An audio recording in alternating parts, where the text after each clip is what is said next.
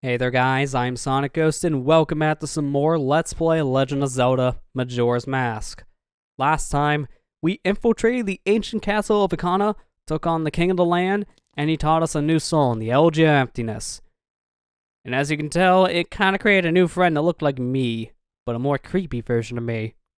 Maybe it's a version of me that will have some horror stories linked to him. Just maybe. In this episode, we're going to use our creepy new form of ourselves to make our way to our next dungeon in the game, Stone Tower. So without any further ado, let's get out of this castle. Before so, I want to go ahead and grab me a pot of magic because I have no magic. Definitely helps to have some. While we're at it, give me some arrows. Not going to go out to those other pots, not really needed. Let's get out of here. See, these Redeads are back from the dead. I mean, it's kind of their name. Re-dead. No matter what, they still die from spinning in circles.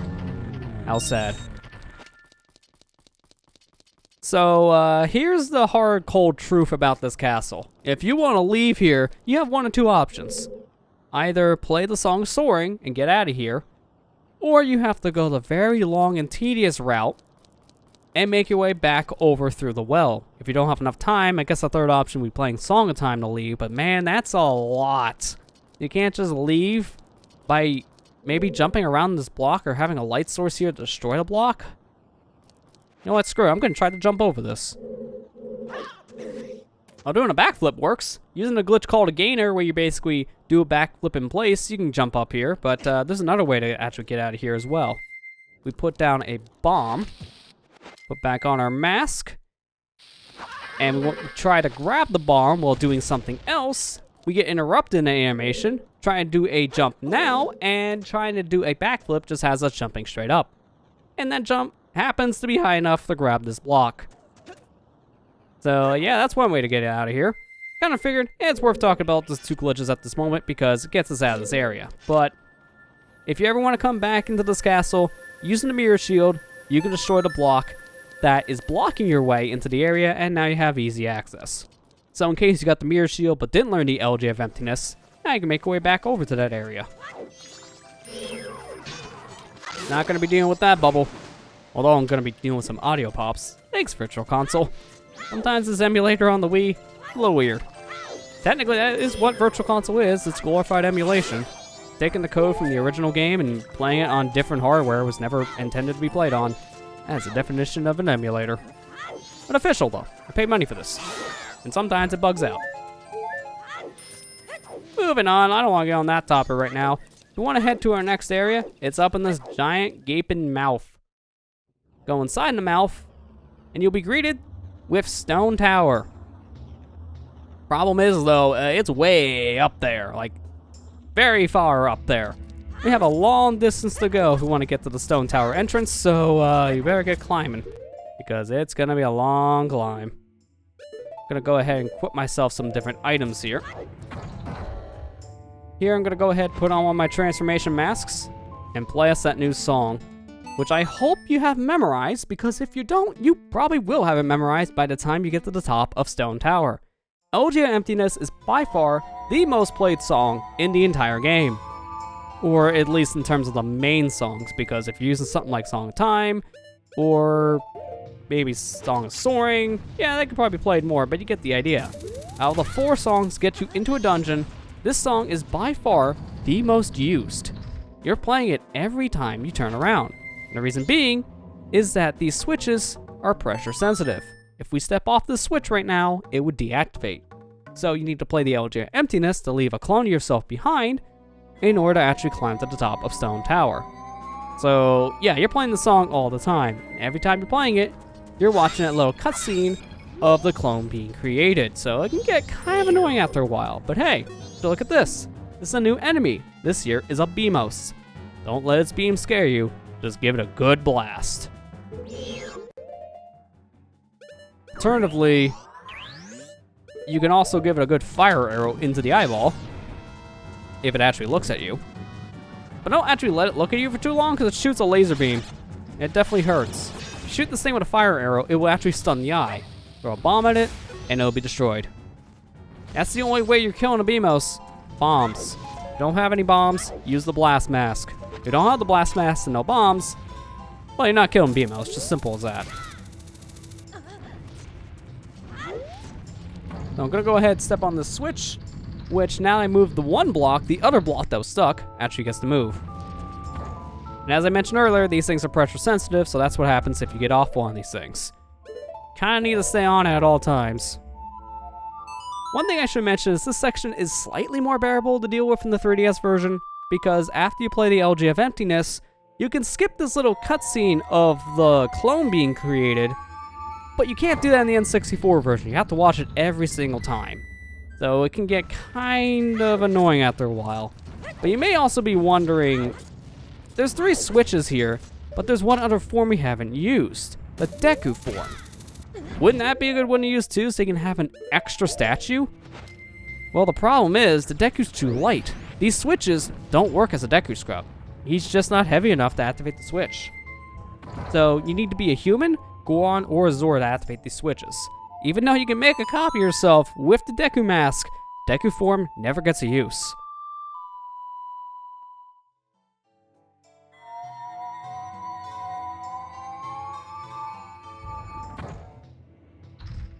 So as you see there, when you play the Elegy of Emptiness to make a clone, it will delete your previous clone. Because as we just seen there, one of the blocks went back. That's what these switches are for. These switches here are for those blocks on the bottom that move back up to the middle section. So if you want to go back the way you came, you can do so using these switches. I'm planning to make the entire trip up to the top of this area, so I'm not going back the way I came. Also, at this point, I'm tired of playing the Elegy every 2 seconds, so I'm actually going to be doing things a little bit differently. There are more switches we need to hit to continue onwards here.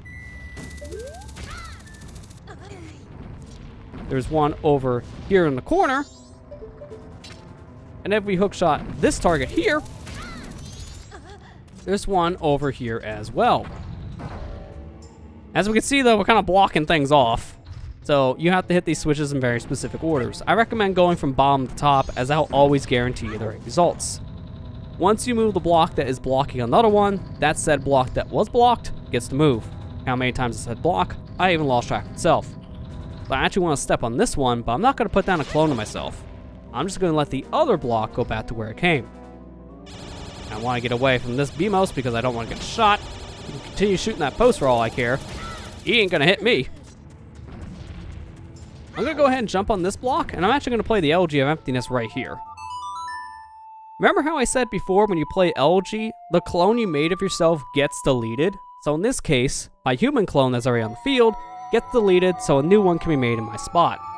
Well, we just took this thing off of a switch. Now the block can move back to where it was. But it also moves Link in the process, so hey, shortcut. And I guess I get punished for that because a random boulder just appeared out of nowhere. Thanks, game. That could have just skipped a lot of the climb, which is very helpful because now, if we just hookshot to this target up above... I said if we hookshot this target up above, as we're in range, we're at the top.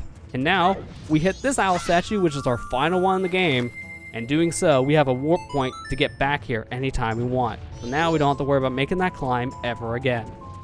We kind of skipped a lot there, so let's jump back down here and actually explore the area a little bit. Starters, get rid of this dang fire key, he's in my way. Here, I'm actually gonna just get up close to this wall, and I'm gonna be playing me my Scarecrow song. Seems weird, but there's a reason for this.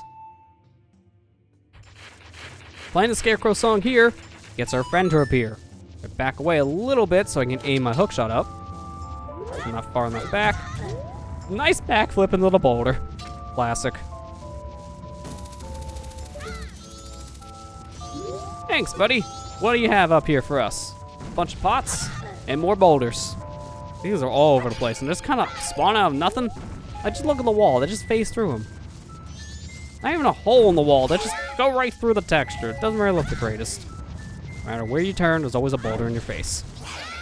So up here, it's just a bunch of pots. Inside the pots, it's just money, health, and a fairy as well in that case. And also some magic, but it's not really needed to play the Scarecrow song there for that reason. You don't really get anything worthwhile, in my opinion. Here's another hookshot target we could have used to climb up the area if we didn't cheat. Get hit by another boulder, the game really punishes me for cheating. Here's more switches, which if we press these, that'll make all of those said blocks move in an area where we can go ahead and traverse. So if we want to come back the way we came, we can do so. I want to get over here to this ledge because, as we can see, Tattle's off in the distance glowing, and we already know what that means. That means our Scarecrow friend's over there, so play the Scarecrow song, and he will appear.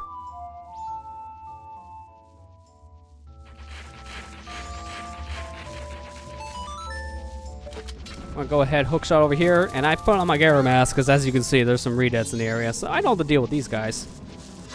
Inside these bots, same deal as the other area with the Scarecrow. Magic, money, health, fairy. That's it.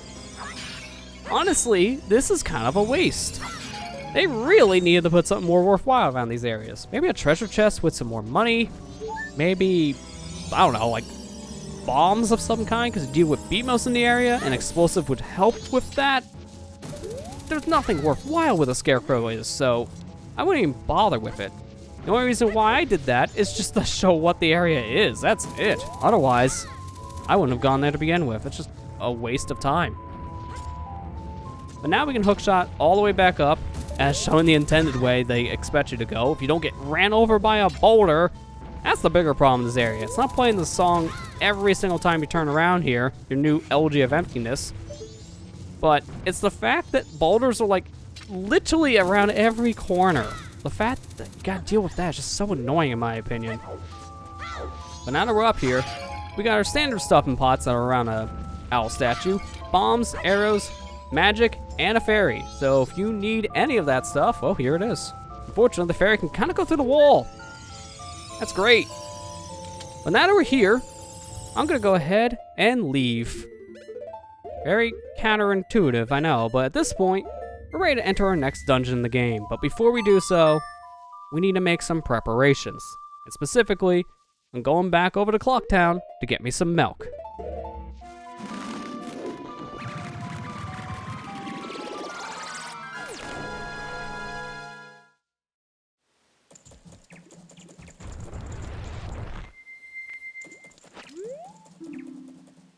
Oh yeah, the milk bar closes at 5 a.m.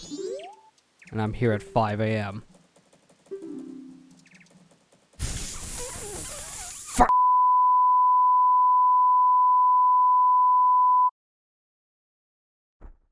In an alternate timeline where I wasn't late to get to the milk bar, here we are.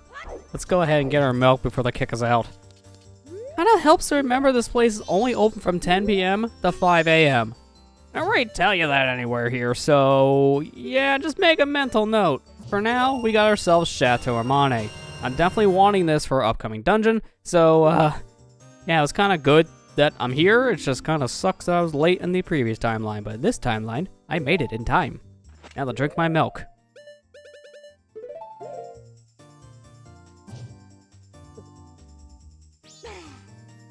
Refreshing. Let's get out of here.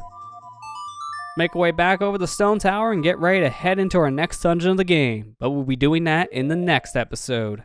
Next time, let's play Legend of Zelda Majora's Mask. We'll start exploring Stone Tower Temple. I'll see you guys next time.